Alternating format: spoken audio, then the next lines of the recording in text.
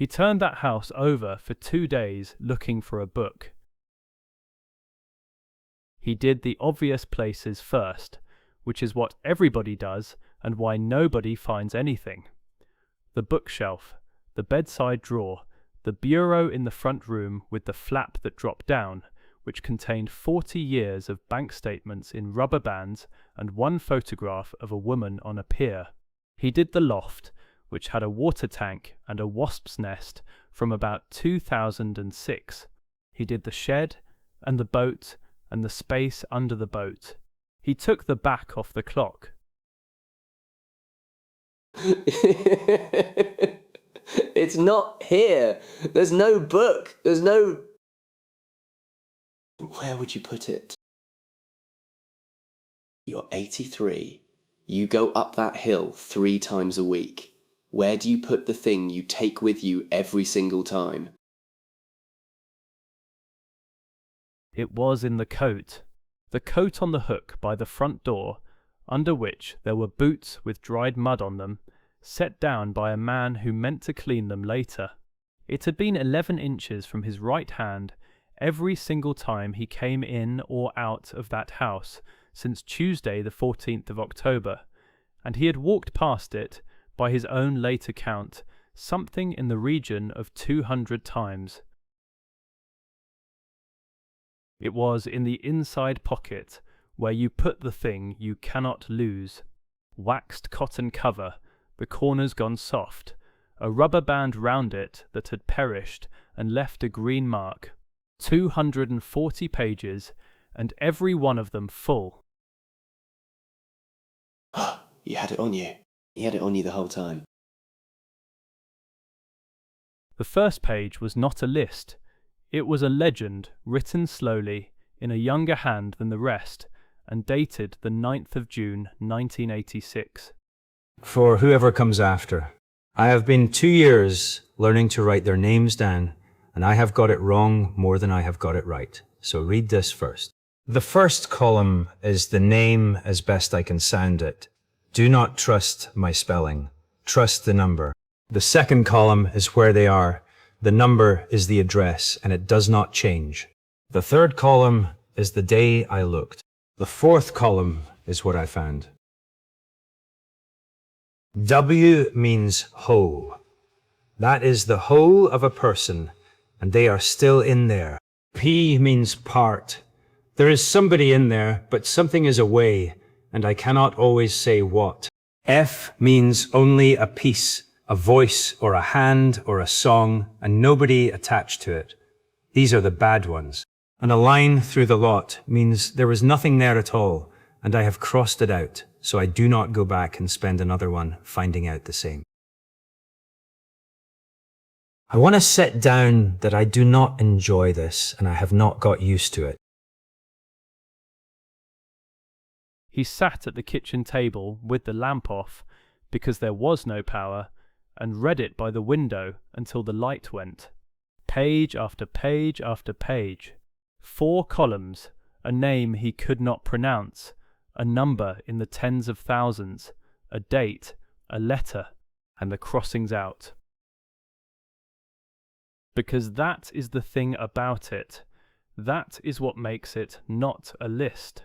Most of them are crossed out. Not a few, not half. You turn a page, and there are 41 lines on it, and 38 of them have a single ruled pencil line through them, drawn with a straight edge, because he was the kind of man who would not do that free hand. What is this? What did you do up there? He went forward through it. The dates went 86, 87, 89. The hand got faster and smaller, and the crossings out got quicker, and somewhere around 1994 he had started ruling the line through the name as he wrote the date, in one movement, without lifting the pencil, which is what you do when you have stopped expecting the answer to be different. And then, on page 231, the 27th of February of this year, Ka-n-an. 41,800 And that is where it stops. Mid-number, mid-word, the pencil goes off the line to the right about 4 millimeters, and then there is nothing, and there are 9 more blank pages, and then the back cover. Eisler came up at 7 with a torch, and found him sitting in the dark with a notebook shut in front of him, and both hands flat on top of it. You've not eaten. No. Right, well, that's not...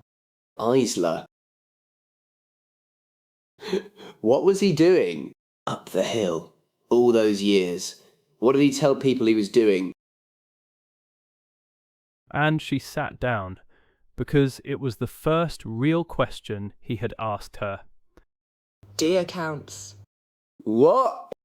That's what he said. Volunteer deer counts for the estate. 3 nights a week for 40 years.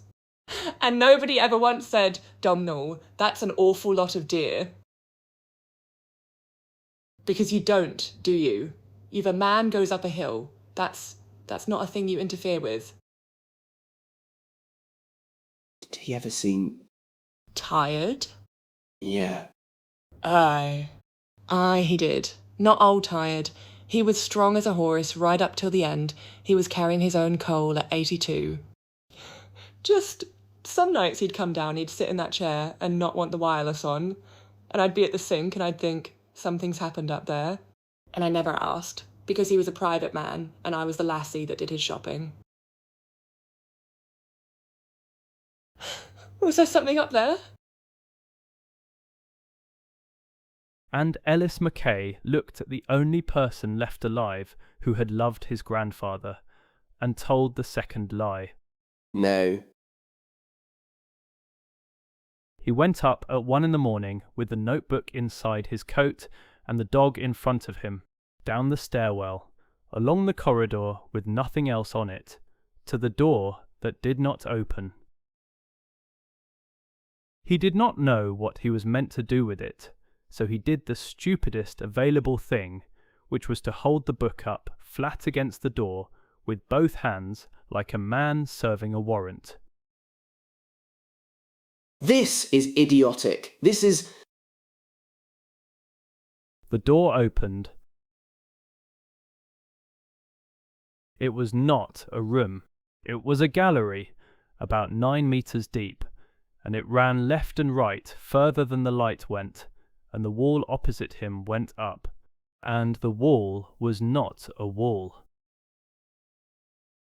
It was cells, small ones, each about the size of a paperback, set flush, in courses like brickwork, and each one had a faint mark on it that was not a light and not quite a colour, and the courses went up past the top of the torchlight, and left past the end of it, and right past the end of it.